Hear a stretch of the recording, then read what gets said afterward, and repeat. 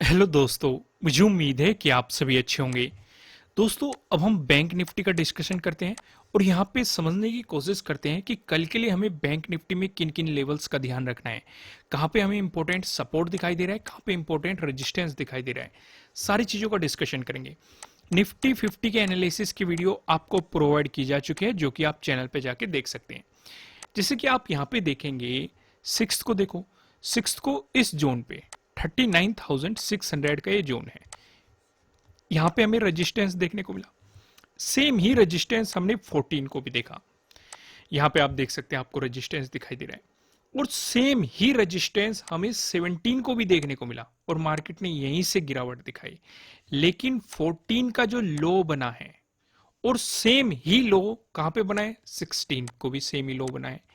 यानी कि यहां पे जो ये दो लेवल थे, नीचे 39,200, इसी पे हमें 17 को भी सपोर्ट देखने को मिला, 14 को सपोर्ट देखने को मिला, और 12 को देखो, 11 को देखो, 10th को देखो, 7th को देखो और 4th को देखो, रेजिस्टेंस देखने को मिला। जितने भी दिन मैंने ये बोले हैं, यहां पे आपको रेजिस्टेंस देखने को मिला। यानी कि एक इंपॉर्टेंट रेजिस्टेंस जोन था। 6 को इसका ब्रेकआउट मिला तो इसने सपोर्ट की तरह एक्ट किया, और फिर से इसका ब्रेकडाउन मिला तो इसने रेजिस्टेंस की तरह एक्ट किया, और फिर से इसका ब्रेकआउट मिला 14 को तो इसने सपोर्ट की तरह एक्ट किया, और 17 को भी यहीं पे सपोर्ट देखने को मिला है। इसलिए मैं आपको कहता हूं कि अगर कोई रेजिस्टेंस जोन था, ब्रेकआउट मिला, वो सपोर्ट बन गया, फिर से ब्रेकडाउन मिला, फिर से रेजिस्टेंस बन गया, फिर से ब्रेकआउट मिला और फिर से सपोर्ट बन गया।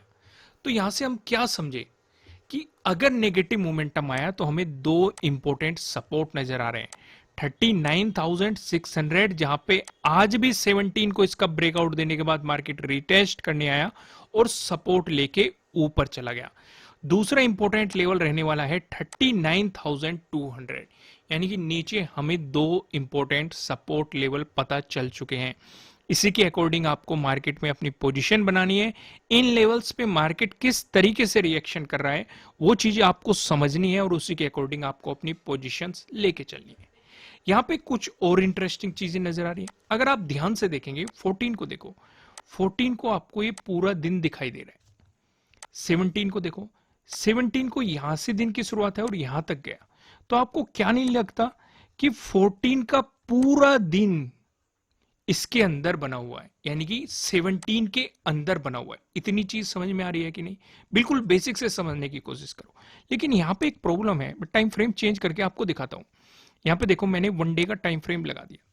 ये 14 वाला दिन है और ये आज का यानी कि 17 वाला दिन है।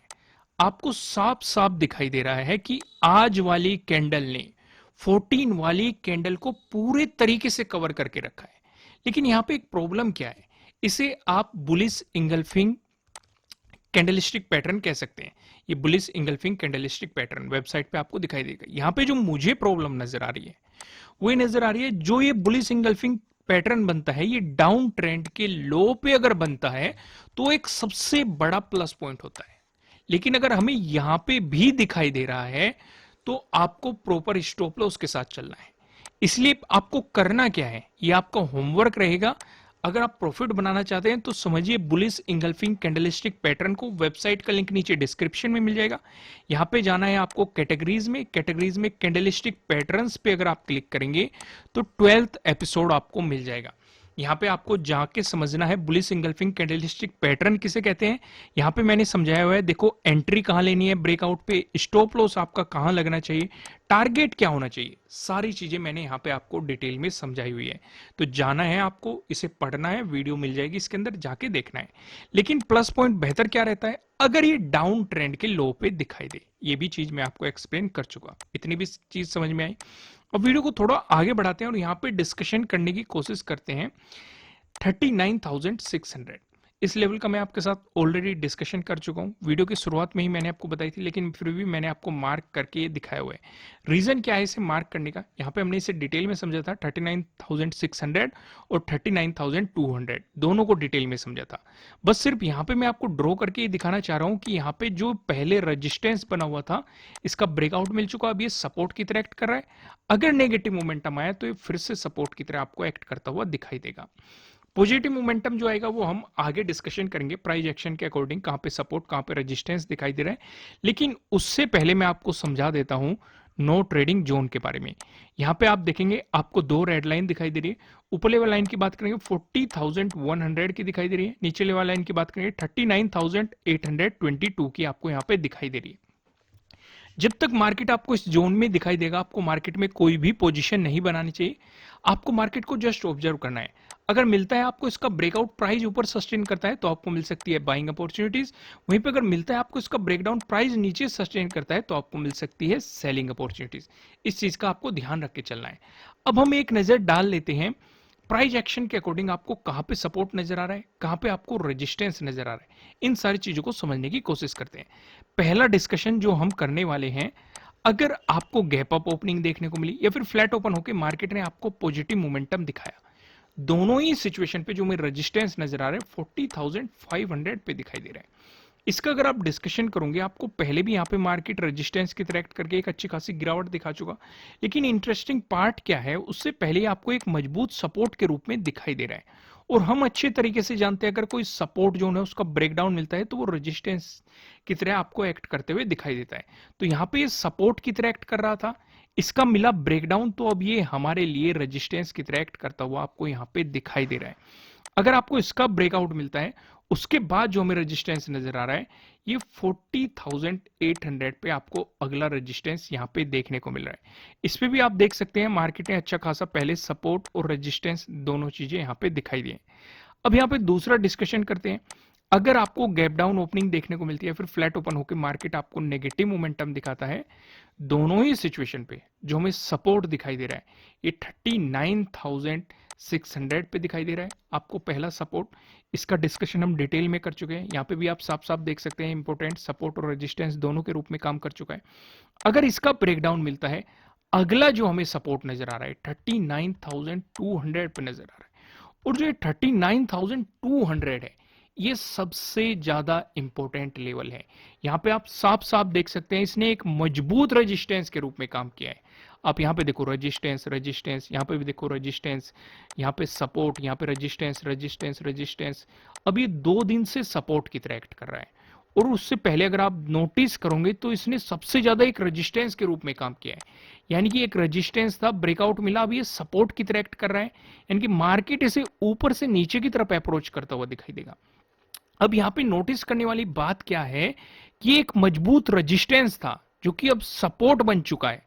तो जितना मजबूत ये रेजिस्टेंस था, पॉसिबिलिटी है उतना ही मजबूत अगर इसने सपोर्ट की तरह एक्ट किया तो मार्केट यहां से बाउंस लेगा। पहली चीज ये समझ में आई। लेकिन यहां पे एक और केस डिस्कस करते हैं। अगर इसका ब्रेकडाउन मिल गया और प्राइस नीचे सस्टेन कर गया तो आपको एक बड़ा नेगेटिव मोमेंटम भी देखने को मिल सकता है।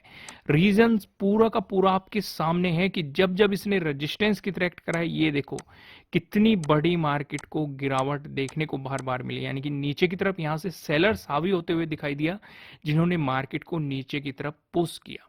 तो ये चीजें यहां पे समझ में आ रही है कि नहीं। अब मैं आपको सीधा लेके चलता हूं ऑप्शन चेन पे।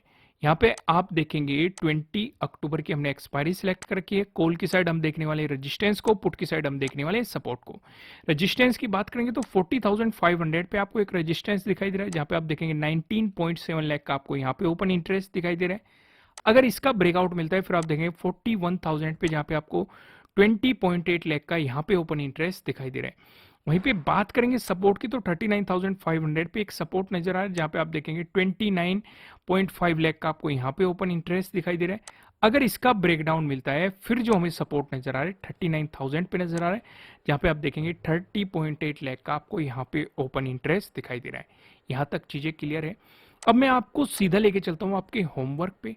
आपको पढ़ना क्या है, बुलिश इंगल्फिंग कैंडलस्टिक पैटर्न। देखो अगर ये फेल भी होता है, क्योंकि जरूरी नहीं कि सक्सेस हो तो वेल एंड गुड, हमें पता लग जाएगा कि आपको कहाँ पे एंट्री लेनी है, कहाँ पे स्टॉप लॉस लगाना है, कहाँ पे टारगेट लगाना है। लेकिन कोई भी स्ट्रेटेजी 100% परफेक्ट नहीं होती, ये भी आप जानते हो। तो अगर ये फेल होता है तो स्टॉप लॉस हमारे लिए एक बेहतर काम करेगा हमारे प्रॉफिट को बचाने के लिए। तो इसलिए प्रॉपर समझना कि स्टॉप लॉस कहाँ पे लगाना है। तो करना क्या है, वेबसाइट का लिंक नीचे डिस्क्रिप्शन में मिल जाएगा, जाइए फ्री में अपनी नॉलेज को इंक्रीज कीजिए। लेकिन जाने से पहले इस वीडियो को लाइक कर दीजिए, चैनल पे नहीं है तो चैनल को सब्सक्राइब कर लो और बेल आइकन प्रेस करके नोटिफिकेशन ऑन कर लीजिए। फिर मिलेंगे किसी नेक्स्ट वीडियो में किसी अच्छे कंटेंट के साथ। Thank you.